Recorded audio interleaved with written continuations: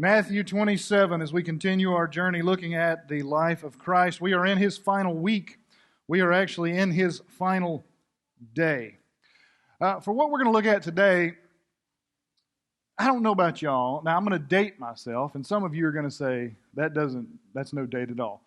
But so, when I was growing up, in the summers when I'm with my grandpa, what he liked to do is we'd go and get some worms from the woods next to the house in the morning, and then we'd go fishing. And then we'd go to Gardner's Ice Cream, and he'd let me get one scoop of butter pecan, never more than one, even though they were only a quarter. I don't know what his problem was, but that was the standard protocol. And then we would come home in time for him to watch two shows without fail. Perry Mason and Matlock. You know what I'm talking about? And I've also, myself, come to love kind of the courtroom drama. I like those shows. I like that sort of thing, and you love it when they're able to just get what they need, and the last right thing, the peg falls in the right hole, and then the guy is innocent, and he's found innocent, and they fix it, and everything's great. You know what I'm talking about? Yeah. That's not going to happen today. It is, but not in the way we think. What we're looking at is, this is the morning of the day, the very day when Christ will die. He's going to die about 3 p.m. on this day that we're looking at in our text today. And this is all taking place sometime in the 6 o'clock, maybe 7 o'clock hour in the morning. If you've been with us, you know he's been illegally convicted by an illegal trial of the Jewish leadership the night before that went throughout the night when it wasn't supposed to meet in private in the night in secret. It was supposed to be all public, and he's supposed to be tried in an official way. None of that happened. But they've gathered together, they've sentenced him to death, yet the Jewish leaders have no right to sentence someone to death and carry out an execution because they are just under the control of Rome. So they send him over to Rome, specifically to Pontius Pilate. And that's what we're going to look at today. They sentenced him to death. They want him dead, but they can't do it, even though they think they're sharp. But let me read us our passage today, and then we'll get to work. Matthew 27, 11 through 23. And I want you to see, as we read and as we look and talk through this today, an innocent man. Because there will be no doubt that Jesus is innocent. The Bible says, "Now Jesus stood in front of the governor, and the governor asked him," that's Pilate, "Are you the king of the Jews?" Jesus said, "You've said so."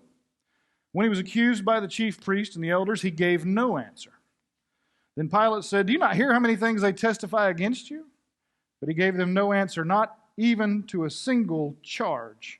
So the governor was greatly amazed. Now at the feast, the governor was accustomed to release for the crowd any one prisoner whom they wanted. And they had then a notorious prisoner called Barabbas. So when they had gathered, Pilate said to them, "Whom do you want me to release to you, Barabbas or Jesus, who is called the Christ?" For he knew that it was out of envy that they had delivered him up. Besides, when he was sitting on the judgment seat, his wife sent word to him, saying, "Have nothing to do with this righteous man. I've suffered much because of him today in a dream." Now the chief priest and the elders persuaded the crowd to ask for Barabbas and to destroy Jesus. The governor again said to them, "Which of the two do you want me to release for you?" And they said, "Barabbas." Pilate said to them, "Then what should I do with Jesus, who is called the Christ?" They said, "Let him be crucified." And he said, "Why? What evil has he done?" But they shouted all the more, "Let him be crucified." That's not the courtroom drama we're used to watching on NBC or whatever it may be. What we have here is Jesus has been delivered from the Jewish trial, which happened illegally, over to the Gentile trial before Pontius Pilate. Now, Pontius Pilate, as you got to know a little bit of the setting to get this whole thing, to understand more deeply kind of the picture that's taking place. Pilate he's put in charge by Rome, and he's made the governor over this area, meaning in this large area of what is Israel, he's supposed to be keeping the peace. He's supposed to be the boss. He's kind of Rome's head guy in that area. But he's had several issues while he's been in this role. There have been at least 3 major rebellions that have all taken place under his watch and made him look really bad. One of them he actually kind of overreacted to, had a bunch of people beheaded, and then a lot of people began another uproar because of that. So he hasn't had a great run. Besides, him and Rome are not in very good relationship. He's kind of hanging on to his authority and probably to his very own head by a thread. And so all this is going. They're bringing him to him. They bring Jesus before him, and it says this. You got to picture kind of this whole thing is going to take place kind of as Pilate is up on top of the stairs, or some commentators say he's up in sort of a window looking out, but he's standing above everyone else, and Jesus is on one side. He's the defendant, and you've got the chief priests, the scribes, the spiritual leaders in Israel on the other. But he questions Jesus, Pilate, and he asks him this question: "Are you the king of the Jews?" What a good question, since that's what he is. Ask him this question, but then Jesus' reply, we've got to understand well. The ESV here says, "You have said so." That's Jesus' reply.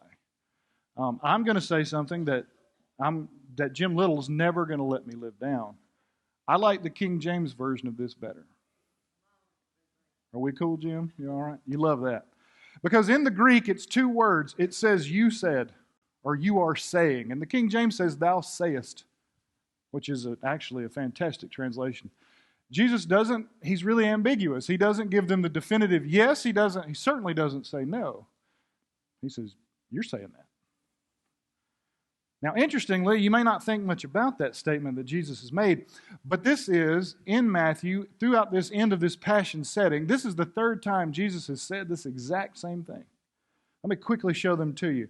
Over in Matthew 26:25, they're sitting at the Lord's Supper, and Judas asks him, and he says, "Well, it's not me. I'm not the betrayer, am I?" And Jesus says to Judas, "You've said so." It's the same phrase. Now you're saying it. You jump ahead in that same chapter 26:64 when Jesus is standing before Caiaphas. And he says to Caiaphas says, "You tell me, you swear to God right now and tell me, are you the Son of God? Are you the King?" And he says, "Hey, you said so." And now he says it here in 27:11 when Pilate asks him, "Are you King of the Jews?"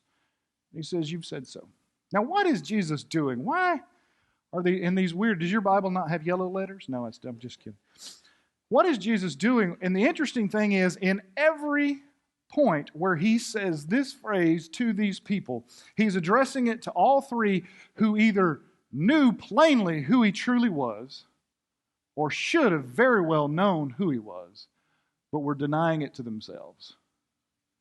These were all three people who didn't really want him to be who they knew he truly was.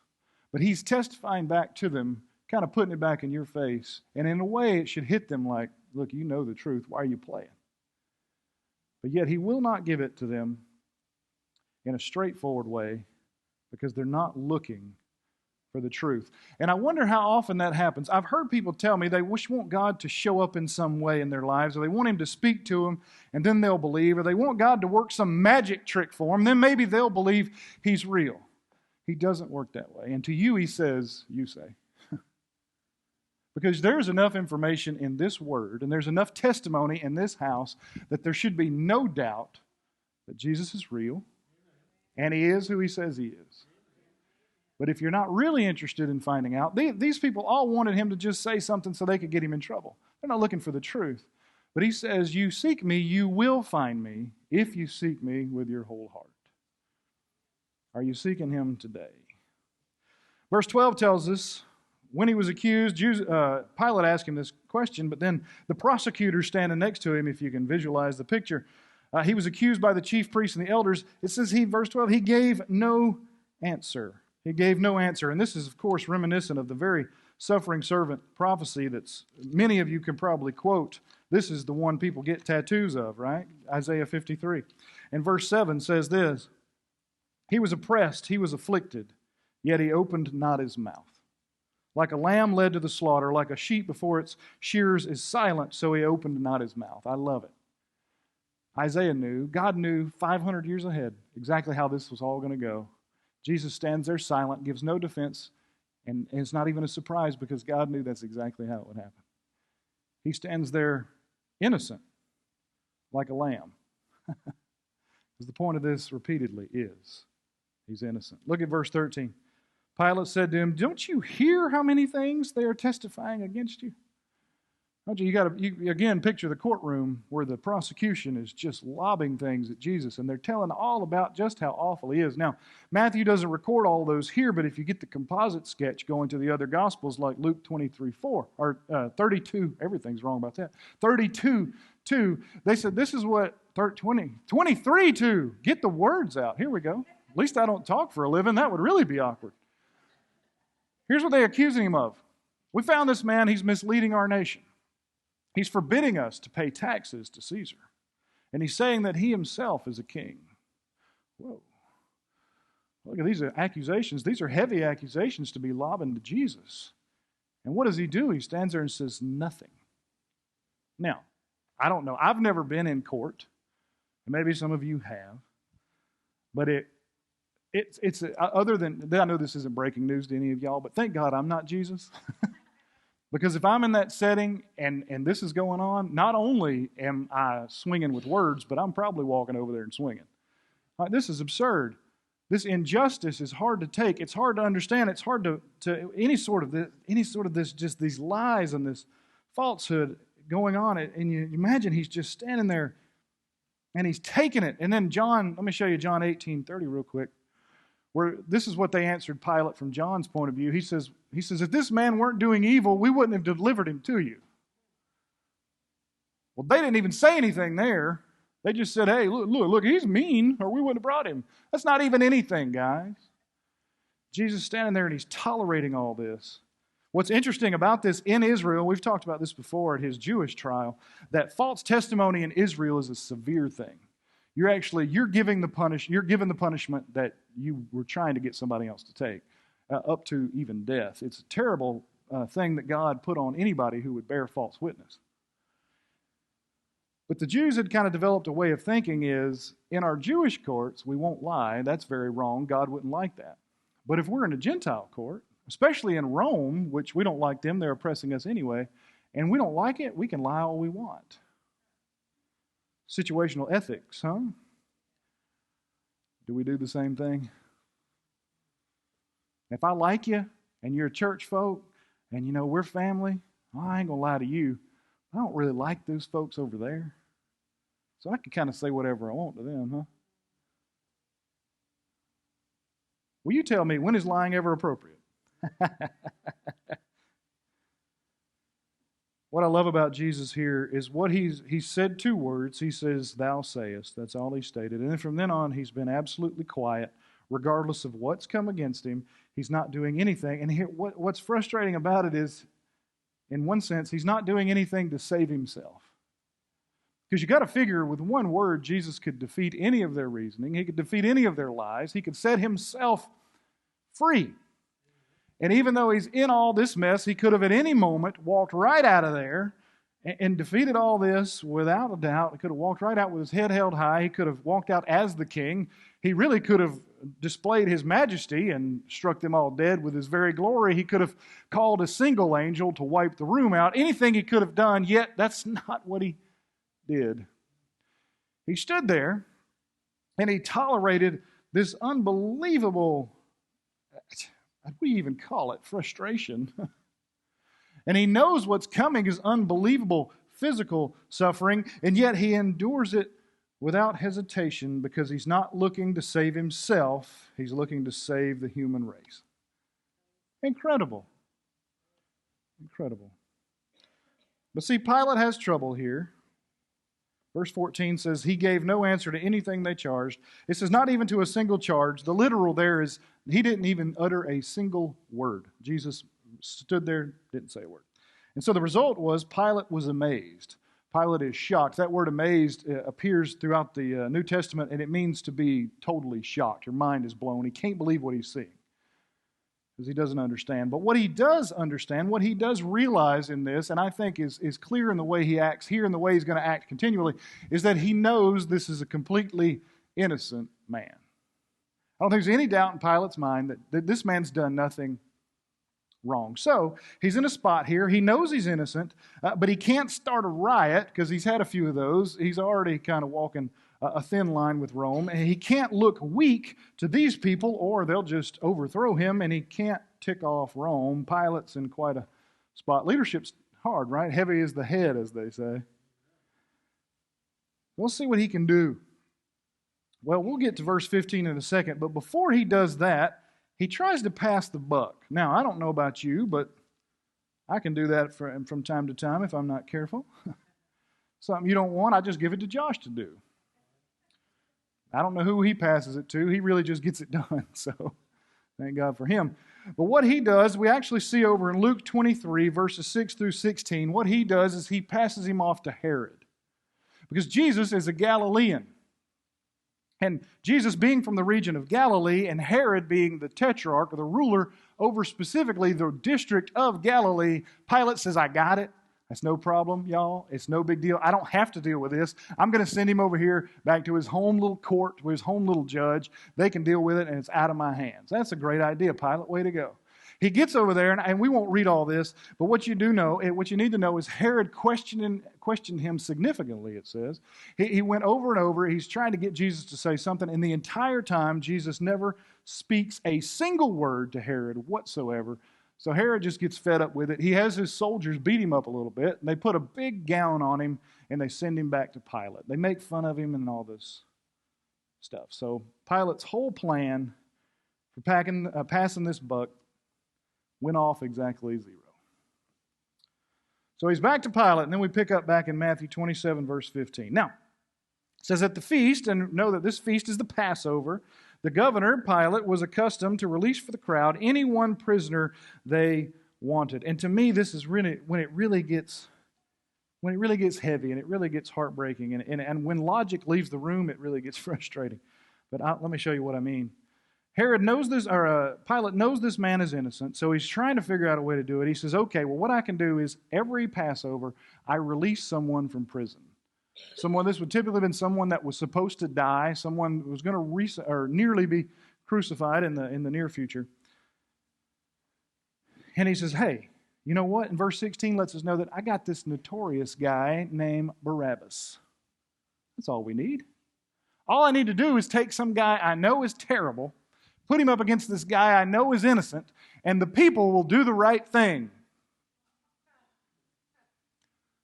Man, times have not changed at all. What's funny here, verse 16 says when he had a notorious prisoner called Barabbas. The word notorious there, it actually means the idea of well known.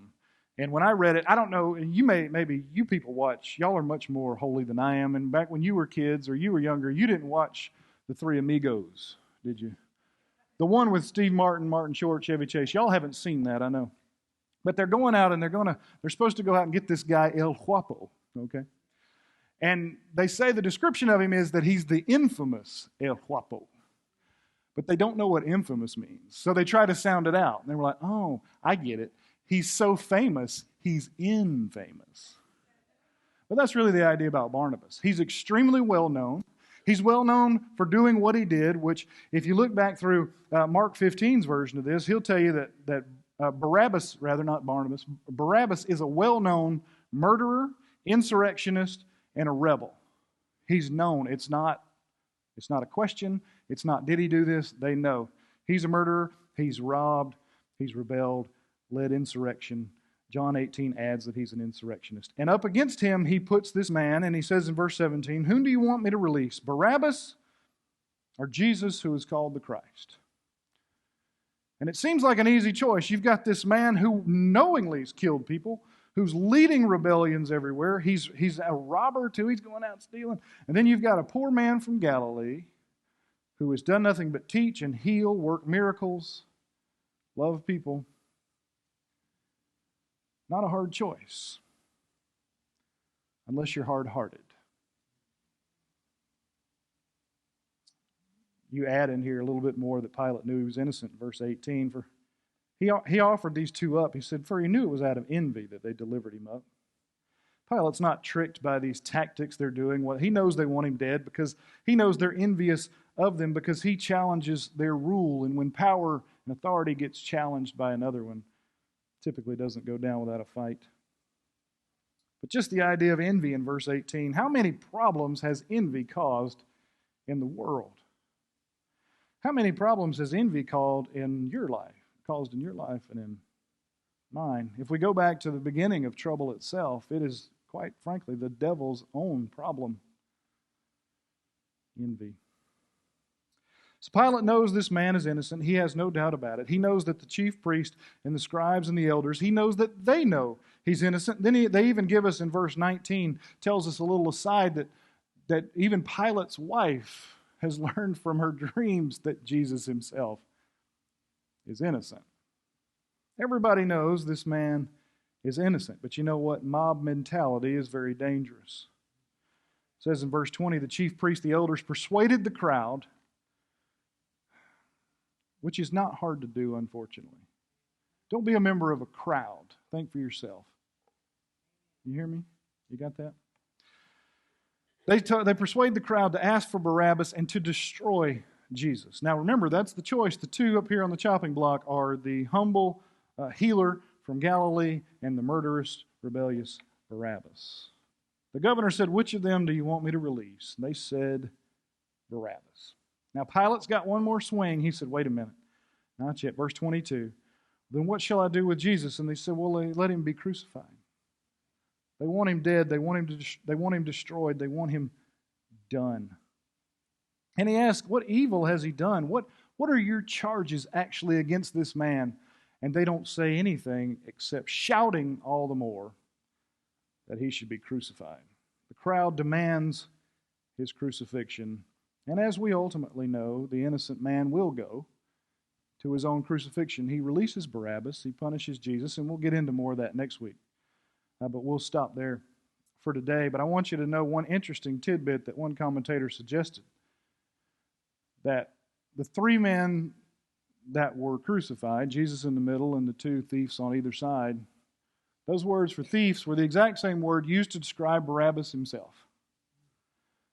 So what he posits is, was Jesus actually crucified on Barabbas' cross? But we'll talk more about that next week. What I want to do real quick is just ask one question, why? Why all this? Why is the most innocent man who ever lived, and everybody knew it, how could this actually happen? Why did this all happen? How was this able to play out? Why didn't Matlock fix this problem? Well, one reason is because God has prophesied about this years earlier. Psalm 22 tells us that actually crucifixion is the way he was going to die. Even though Jews regularly stoned, he says, my hands and feet are pierced, indicating hundreds of years before this that he would be crucified. Then what we have is Deuteronomy 21, 22, and 23. It says, if a man has committed a crime punishable by death and he is put to death, hang him on a tree. His body will not remain on the tree. You'll bury it the same day. This is the key, for a hanged man is cursed by God.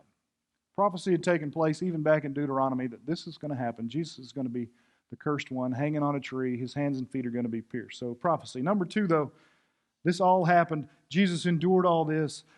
This innocent man is going to suffer because of sin. But it's not his, is it? It's ours. You read this and you say, why? Why does he keep being treated so poorly? Why do they keep doing this? Why does evil keep winning? Because we sin. It says this, Galatians 3:13, Christ redeemed us from the curse of the law by becoming a curse for us. It's written, cursed is everyone who is hanged on a tree. He became a curse so that we wouldn't carry it anymore. But the third thing, and this is it for today, why did all this happen? You can't miss the point of love. And it's not our love for him. It's God's love for us, even in the state that we find ourselves naturally. He was innocent without a doubt. He never did a single sin. He never did anything wrong his entire life. And he died on the cross, in all respects, an innocent man. 100% innocent man died. But do you realize he died guilty? An innocent man died guilty, not for a sin that he had committed, but for every single sin you and I ever commit. And it's Me and Pastor Josh were talking this morning. Even if it was just one of us, we'd have sinned too, and he'd have died for that one. Love is an incredible thing. We can't understand the love of God fully because it overwhelms us. 2 Corinthians 5:21, I want you to know this if you don't know anything else. It says, for our sake, that's for our sake, because we were in bad shape, folks. For our sake, he made him to be sin. Jesus became sin, who knew no sin, that in him we might become the righteousness of God. Here's the truth. Romans 6:23 tells us this in a nutshell. It says the wages of sin is what? Death. Every single one of us has sinned, so every single one of us deserves death. We win as the prize for our sin, death. We're paid the wages for the work we do in sin, death. But there is a free gift from God himself, and that is eternal life in Christ Jesus. We're going to have a time of invitation. We're going to sing a song. We're going to pray, and then we're going to go eat and fellowship together. It's going to be great. But what I want you to do is know before you get there that you're good with God. Two responses you need to do to this whole thing is worship him. If you're a Christian here today, you're saved, and you read this, I hope it inspires worship. That he tolerated what should be intolerable for you and for me. But also, I hope it draws somebody to ask themselves and truly answer this simple question: do you believe it? If you do, there's nothing for you but eternal life and forgiveness. If you don't, it's a very different story. Let's pray. Lord, today I am humbled by the fact that you would endure just any ill treatment at all, because I'm very poorly wired for dealing with frustration. I can't believe what you did to forgive me of my sins. But I sure thank you for doing it. And thank you's not even enough. What a silly statement in light of all you've done. God, thank you for saving me. Thank you for forgiving me. Thank you for saving and forgiving my brothers and sisters in this house. But in these few moments of invitation we're going to have while we sing this song and hopefully interact with you, Lord, if there's somebody in this house that don't know you, pray that your Holy Spirit be drawing them now. Maybe you've been drawing them for a long, long time.